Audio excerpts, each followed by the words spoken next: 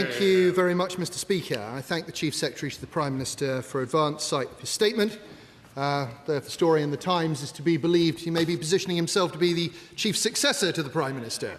I also thank him for giving me advance sight of the material that was published today, which I was fortunate enough to see this morning. However, it is very important to put on record that only a very few members of this House were able to see it this morning. It was available at 9:30, and yet it was only published at 2 o'clock. And yet here we are today with honourable members of the House not having had a chance to read it, and yet being expected to ask the right honourable gentleman questions. Now, I know the response will come that we're going to have a general debate on Wednesday. But as honourable members opposite will know, in a general debate, if the Minister chooses not to take interventions, there is no scrutiny at all. You know, this is, at worst, obfuscation. This is an attempt to deny scrutiny in a way which is unnecessary. The documents should have been published at 9:30 this morning in advance of this statement. It was on the news. The case of Peter Mandelson's appointment remains of the utmost national importance simply because it touches on national security and on the Prime Minister's honesty, integrity and competence. In the material before us today, I want to make two basic points. The first is about disclosure, and the second is about the process by which Peter Mandelson was appointed. On disclosure, although we have a huge number of documents, it is clear that very many are missing. Some have been withheld, some have been lost, and it's clear that some have probably been destroyed. Because of the approach the government is taking, however, it is impossible for honourable members to know which documents fall into which category. We're told that the Metropolitan Police has requested that certain documents be retained, but the government has refused to tell us which documents are being retained. I respect the fact that the right honourable gentleman has told us about 3 broad categories now. This is progress. We did ask for those categories some time ago. We were told we couldn't have them, but it turns out we can have them. We know that there is no good legal basis for the government not to disclose to this House which documents are being withheld. The government should tell us. Indeed, it would be possible for it to disclose those documents to the ISC, or indeed to certain members of the House on Privy Council terms. Again, this is obfuscation. It is an unnecessary attempt to defer scrutiny or deny it.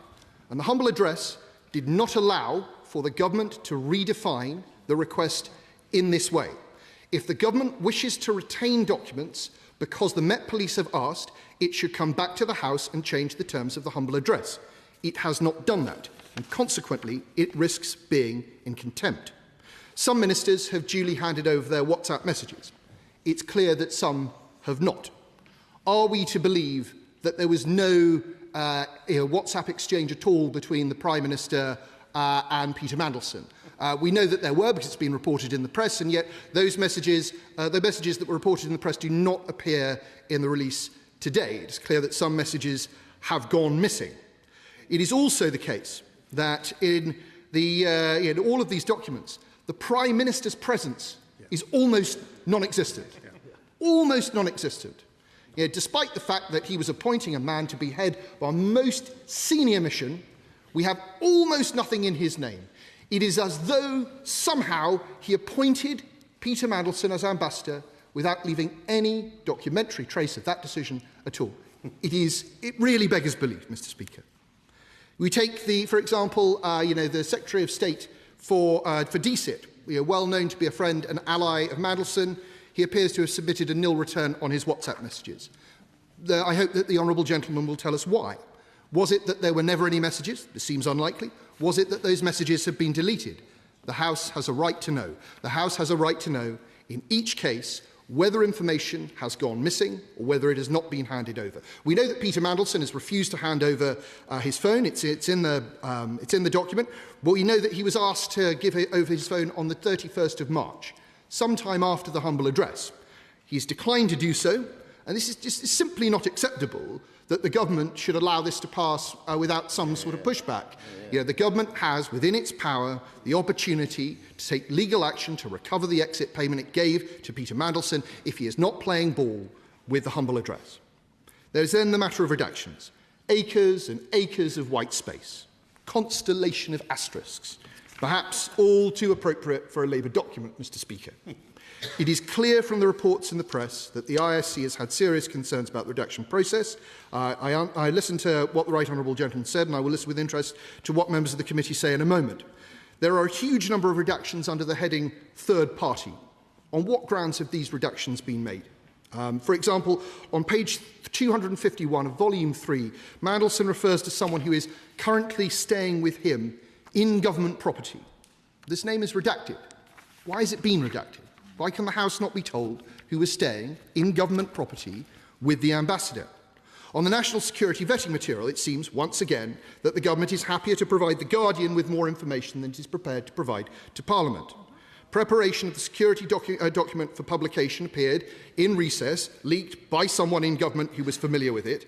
And then we've seen that The Guardian has achieved from multiple sources that there were concerns raised by the vetting agency about Peter Mandelson's foreign contacts with a Chinese minister, with Oleg Deripaska, with Tamer Heyman, and so on.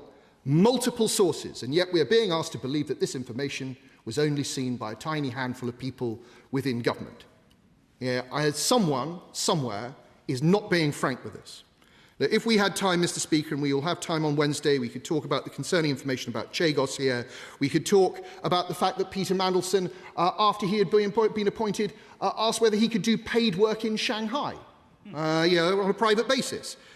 We could talk about the fact that Peter Mandelson wrote to the then Foreign Secretary saying, "If you were indeed minded to appoint me, I would make sure you never regret it."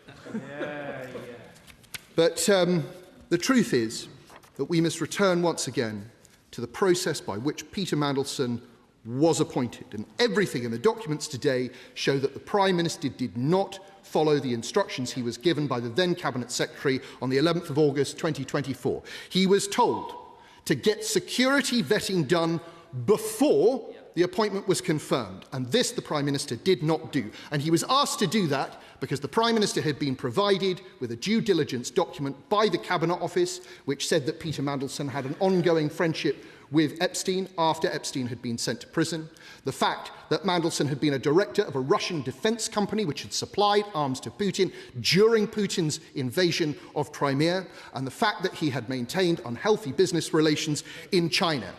And yet, despite this, the Prime Minister did not get the security vetting done before he made the appointment. He went ahead and made it anyway, and then the rest of the system was scrabbling around afterwards to try and make up for this error. But it was his error. It was clear that due diligence was not followed.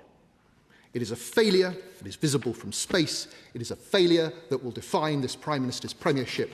It is a failure that will be written as his political epitaph.